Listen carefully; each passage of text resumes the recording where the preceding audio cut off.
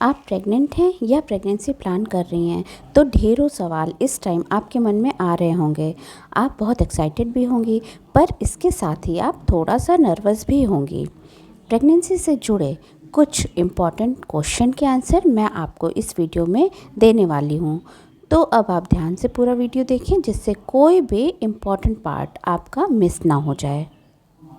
नमस्कार, स्वागत है आपका आपके अपने चैनल प्रेगनेंसी एंड मॉम्स में, जहां प्रेगनेंसी और डिलीवरी के बाद ममा और बेबी से रिलेटेड ढेरों जानकारियां आपको मिलती रहती हैं। तो अगर आप चैनल पर नए हैं तो इसे जल्दी से सब्सक्राइब कर लें और वीडियो पसंद आने पर इसे लाइक और शेयर भी करें।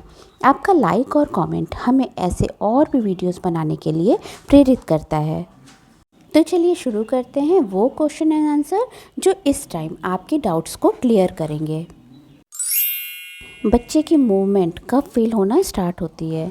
बच्चे में हलचल प्रेगनेंसी के लगभग 18वें से 20वें हफ्ते के करीब महसूस होती है। हालांकि गर्भ में शिशु 7 से 8 हफ्ते की प्रेगनेंसी से ही हिलना डुलना शुरू कर देता है, पर वो आपको फील नहीं होता। आपको फील होने वाली पहली सेंसेशन फड़फड़ाहट, जैसे कि पेट में तितलियां उड़ रही हों, कुछ लुढ़कना जैसा फील होता है।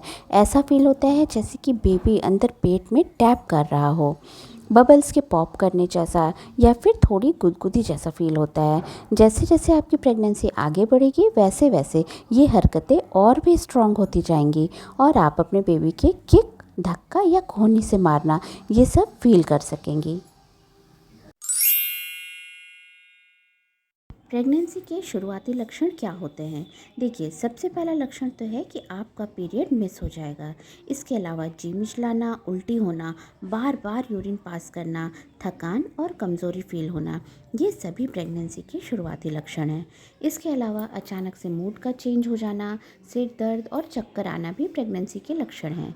हर लेडी में अलग अलग लक्षण देखने को मिल सकते हैं, इसीलिए पीरियड मिस होने के बाद होम प्रेगनेंसी टेस्ट किट से अपना प्रेगनेंसी कंफर्म कर लेना चाहिए। प्रेगनेंसी कंफर्म होने के बाद डॉक्टर के पास कब जाना चाहिए? प्रेगनेंसी कंफर्म होने के बाद आपको डॉक्टर से मिल लेना चाहिए, क्योंकि डॉक्टर प्रेगनेंसी कंफर्म करने के लिए खुद भी टेस्ट कराते हैं और फिर वो आपको फॉलिक एसिड और आपके अकॉर्डिंग कुछ मेडिसिन भी स्टार्ट कर देते हैं, जो आपके और आपके बेबी के लिए बहुत ज़्यादा ज़रूरी होते हैं। प्रेगनेंसी में कौन कौन सी चीज़ें नहीं खानी चाहिए? प्रेगनेंसी कंफर्म होते ही आपको अपने डाइट का बहुत ज़्यादा ध्यान देना चाहिए। अब आपको जंक फूड और ज़्यादा मिर्च मसाले से परहेज करना चाहिए। ज़्यादा कैफ़ीन का सेवन नहीं करना चाहिए, ये आपके ब्लड प्रेशर को बढ़ा सकता है। कच्चा अंडा, मांस मछली ना खाएं, इससे आपको इन्फेक्शन का खतरा बढ़ जाएगा। कच्चा पपीता और पाइनएप्पल भी ना खाएं, ये मिसकैरेज के चांसेस को बढ़ा देते हैं। प्रेगनेंसी के दौरान कितना वेट बढ़ना चाहिए? अगर आपका वेट नॉर्मल है तो आपका वेट 11 से 16 किलो तक बढ़ना चाहिए, लेकिन अगर आप अंडर वेट हैं तो प्रेगनेंसी के दौरान आपका वेट 14 से 18 किलो तक बढ़ना चाहिए। और अगर आपका वेट पहले से ही ज़्यादा है तो आपका वेट 7 से 11 किलो तक बढ़ना चाहिए। और अगर आप मोटापे का शिकार हैं तो 5 से 7 किलो वेट गेन बहुत है। प्रेगनेंसी के अलग अलग स्टेज के अकॉर्डिंग बात करें तो प्रेगनेंसी के पहले तिमाही आपका 2 से 3 किलो तक वेट बढ़ना चाहिए। फिर पूरी प्रेगनेंसी के दौरान हर हफ्ते हाफ केजी के करीब वज़न बढ़ना नॉर्मल माना जाता है। प्रेगनेंसी में एक्सरसाइज और वॉक करनी चाहिए या नहीं? प्रेगनेंसी में हल्की वॉक और योग बहुत फ़ायदेमंद होता है।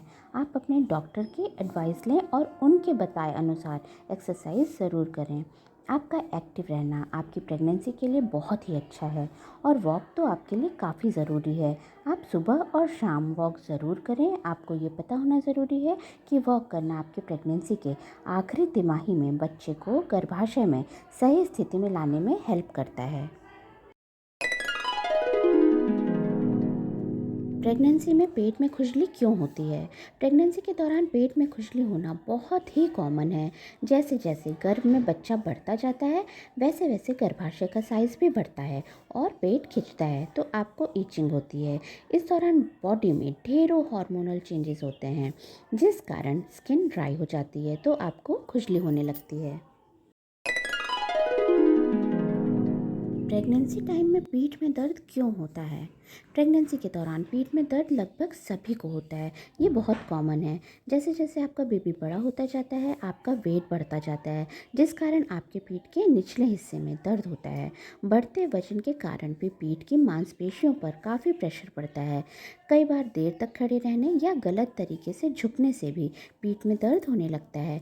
गलत पोस्चर भी पीठ दर्द का कारण होता है। प्रेगनेंसी में बार बार टॉयलेट क्यों जाना पड़ता है? प्रेगनेंसी में बार बार टॉयलेट आना हार्मोनल चेंजेस के कारण हो सकता है। बार बार यूरिन जाने का कारण एचसीजी हार्मोन का स्तर बढ़ना होता है। जब बॉडी में हार्मोन का स्तर बढ़ता है तो प्रेग्नेंट लेडी की किडनी में ब्लड सर्कुलेशन बढ़ जाता है और आपको टॉयलेट जाने की ज़रूरत पड़ती है।